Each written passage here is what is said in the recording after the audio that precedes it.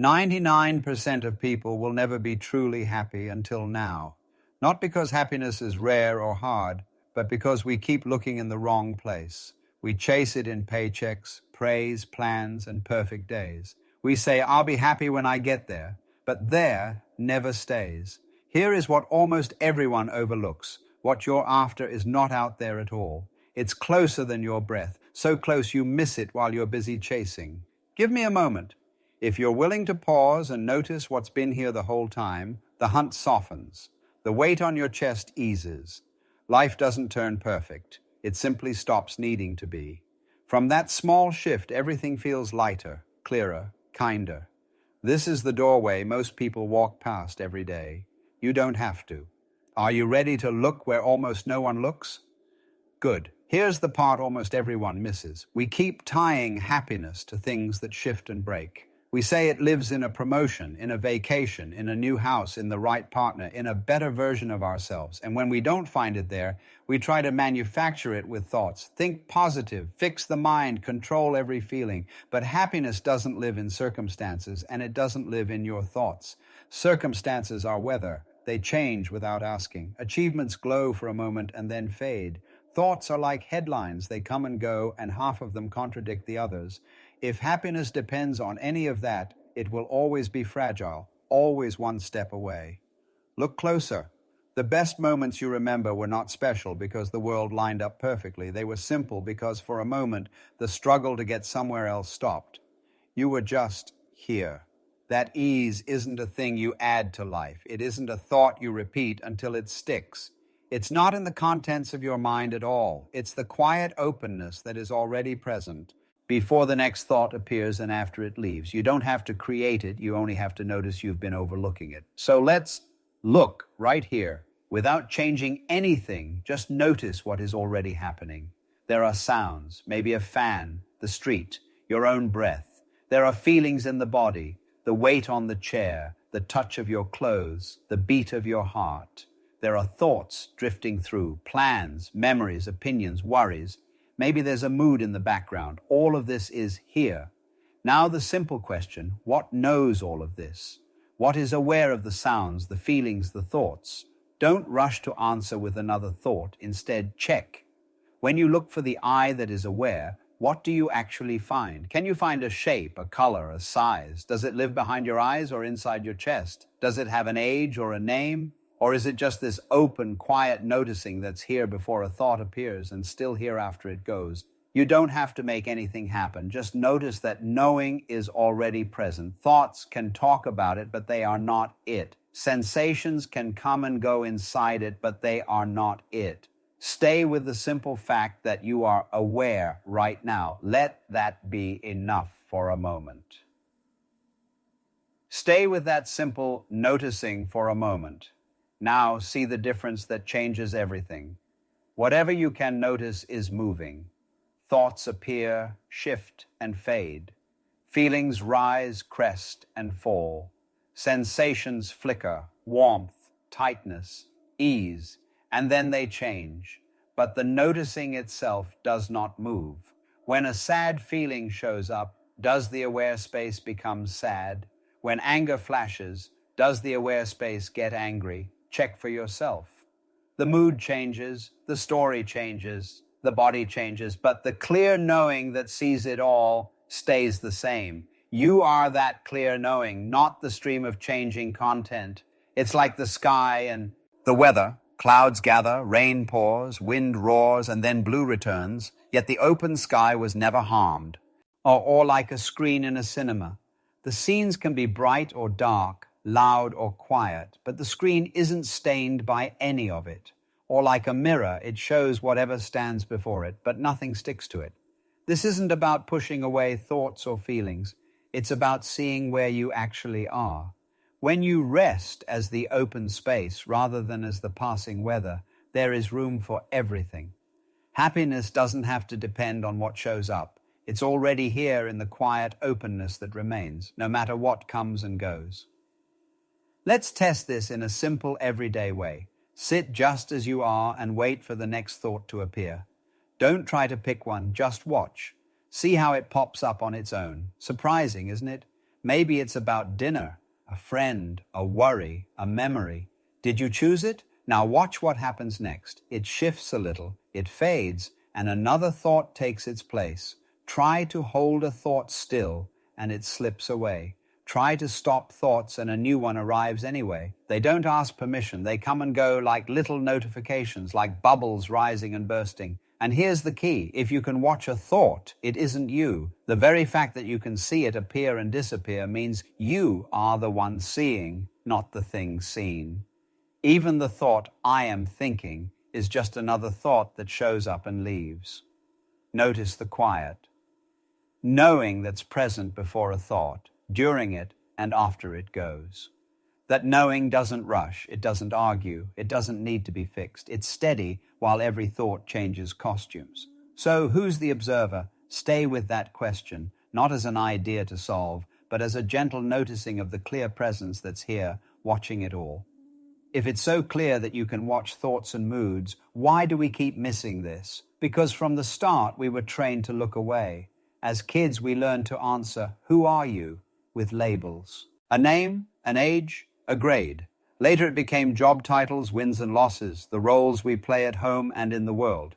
We got praise for being a certain kind of person, and we tried hard to keep it up. Little by little, we started to believe, I am my story, I am my feelings, I am my achievements and my mistakes. This isn't wrong. It helps us live together. But there's a cost. When the role shakes, you shake. When the story changes, your peace goes with it. So you spend years polishing the image, fixing the next chapter, trying to control how it all turns out.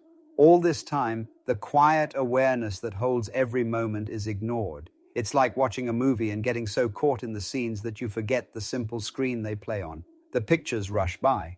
Names, plans, fears, hopes, and you try to hold them still. But the screen doesn't need holding. Roles are useful. Stories can be beautiful. Emotions are part of the play. Trouble begins only when you forget they are visitors. You are not stuck inside them. You are the open, steady background they appear in. Remembering this is not another task to accomplish. It's a gentle return to what has always been here.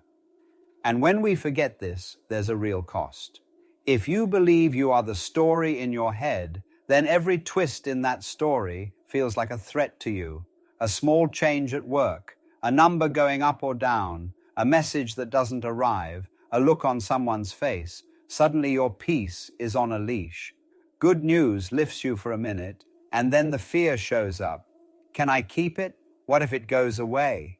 Bad news drops you, and you scramble to fix, prove, and control. Happiness becomes a deal you try to make with the world. Give me the next win, the next fix, and I'll be okay. But wins fade, fixes wear off, and the deal never holds for long. You live like a house built on sand, steady only while the weather behaves. That's why it feels exhausting, not because you're weak, not because life is against you, but because you're trying to find rest in things that never sit still. You keep tightening around the image of me and what must happen for me to be safe. The tighter you grip, the more it slips. Notice how even on a perfect day, there's a quiet hum of worry about keeping it perfect. That hum is the cost of misidentifying with the passing story. Lasting ease can't live in what constantly changes. It shows up when you stop tying your worth and your happiness to each rise and fall and return to the open presence that doesn't rise and fall with them. Here's the surprising turn. Maybe you don't have a happiness problem at all. Maybe there are only thoughts that say something is missing. Right now, set the story down for a moment. Don't jump into yesterday or tomorrow. Feel your breath. Notice the sounds around you, the feel of your body sitting here. Without the sentence, I need more. What is actually wrong in this moment? Look closely. There may be real things to handle. Bills, calls, health, work. Those are situations, and they can be met step by step. The heavy feeling of problem is the story we add on top. When the story pauses, even for a few seconds, notice how the body softens and the mind clears. The lack doesn't live in the breath or the room. It lives in a thought about the breath and the room. Thoughts about lack will still appear, and that's okay. See them as thoughts and let them pass. Happiness doesn't come from fixing this moment. It shows up when you stop asking the moment to be different. In direct experience, without the idea that something is missing, there is a simple, quiet okayness already here. That is the shift. But here's the catch. The moment we start chasing happiness, we quietly tell ourselves it isn't here. Every goal, every plan, every self-improvement checklist says the same thing: later. And that chase creates the very feeling of lack we're trying to escape. The seeker keeps itself alive by running. It's like patting your pockets for the glasses already on your head. You don't find them by searching harder. You miss them by assuming they're missing. Happiness works like that. The one who is looking is what you're looking for. Awareness isn't an object you can grab. It's the clear presence that's already seeing, already knowing. The eye can't turn around to see itself, yet sight is obvious. In the same way, the more you strain to hold happiness, the tighter and smaller you feel. When the chase pauses, even for a breath, notice the quiet ease that's simply here, without effort. You don't need a new thought to earn it, or a perfect mood to deserve it. Stop outsourcing your okayness to the next moment. Instead of running farther, let's turn and look at what's here, now. Right here. Pause. Let your shoulders drop and your breath be easy. Don't try to fix anything. Just notice that you are aware, not as a thought, but as the simple knowing that sounds are here, breath is here, this moment is here. Now look gently. Does this awareness have a shape or a color? Is it big or small? Where does it start and end? Is it inside your head, or does everything just show up in it? Does awareness have an age? When a heavy mood comes, does the awareness itself get heavy? When a sharp thought shows up, does the awareness become sharp? Check for yourself. Feelings move and change, the knowing does not. You don't have to concentrate, you don't have to push thoughts away. Let everything be as it is and stay with the simple fact that knowing is already here, quiet and open. Rest in that for a few breaths. This isn't something you make happen, it's you noticing what has always been here. Stay with that. As you stay with this simple awareness, the feel of life begins to shift. Tasks are still there, plans still change, people still surprise you, but there's more room inside. A wave of anger can rise, a knot of fear can tighten, and you notice it as a wave, as a knot, moving through a wider space. You don't have to wrestle every feeling into shape. You can let it pass and do the next clear thing. You speak more honestly because you're not guarding an image. You listen more fully because you're not trapped in your own storyline. Choices get simpler. What matters stands out. What doesn't falls away. Joy starts showing up in small places, in a breath, a warm drink, a quiet minute. Even when sadness visits, it doesn't take over the whole house. It's a guest, not the owner. And when it's time to act, action arrives on its own. Clean, kind, unforced. Not because you're trying to be perfect, but because you're no longer squeezed by fear or the need to prove yourself. Life feels less like a fight and more like a kind of play, curious, flexible, alive. You find yourself responding instead of reacting, present with what's here, steady in a way that doesn't depend on everything going right. Here's the strange and gentle truth. You can't become what you already are. The clear awareness you've been noticing didn't appear because you did something special. It was here before the effort and after it. Practices can be helpful. They can calm the noise and point your attention in the right direction. But no practice can manufacture awareness, just like no recipe can cook the sky. A practice is a finger pointing, not the moon itself. When you turn being aware into another goal to achieve, you quietly say, "I'm not it yet," and the chase begins again.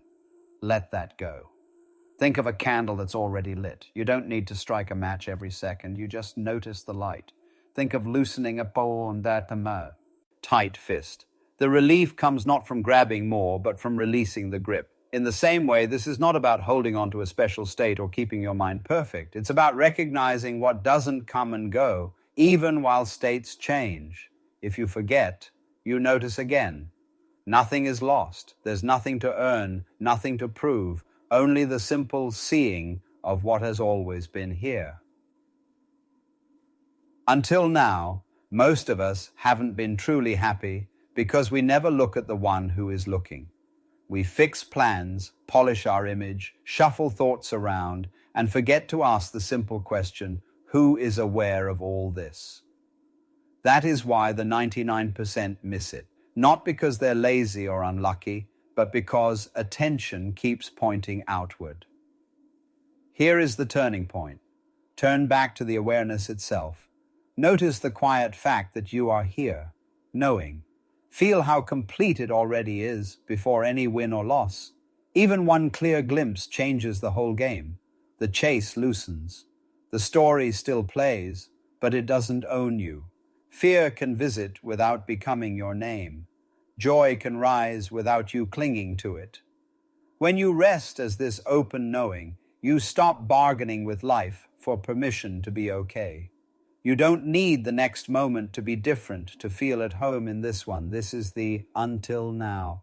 Up to now you searched, now you see, and if you forget, that's fine. Look again. It's always one simple turn back to the one who's aware. Now comes the simple part. Don't force this. Let it breathe through the way you live. You don't need to hold on tight or keep a special state. Just let this clear. Seeing move you, the way water moves around a rock and keeps flowing. In small moments, let it show up on its own. When you speak, let the words come from ease instead of fear. When someone disagrees, feel the first heat, give it a little space, and answer from what's true rather than from the urge to win. When you're not sure what to do, pause and ask, what is the next simple, honest step? Then do just that. Kindness will appear as a soft tone, a patient ear, a small help no one asked for. Wisdom will appear as a clean no when a no is needed, a boundary that doesn't bite, a change of plan without drama. In work, you'll do the task in front of you without the heavy story about what it means about you. At home, you'll be here for the ordinary, dishes, footsteps, quiet, without needing it to be different. If you get caught in old habits, notice it and begin again. Nothing is lost. This isn't about being passive, it's about being available. Let life move through you, shape you to each moment, and still remain yourself. Like water, you take the shape of what is needed and you keep flowing. Right now is enough. Happiness isn't hiding in the next moment. It's the open space that lets this moment shine. You don't have to get it or hold it, just notice. Let the story rest for a breath and feel the quiet ease that's already here. This is the place most people pass by while they keep running. You don't have to. Be the 1% who actually sees. No belief is needed, no perfect mood required, only a soft, look at what is looking. If you're willing, do it now. Pause, feel your breath. Notice that you are aware. Stay with that.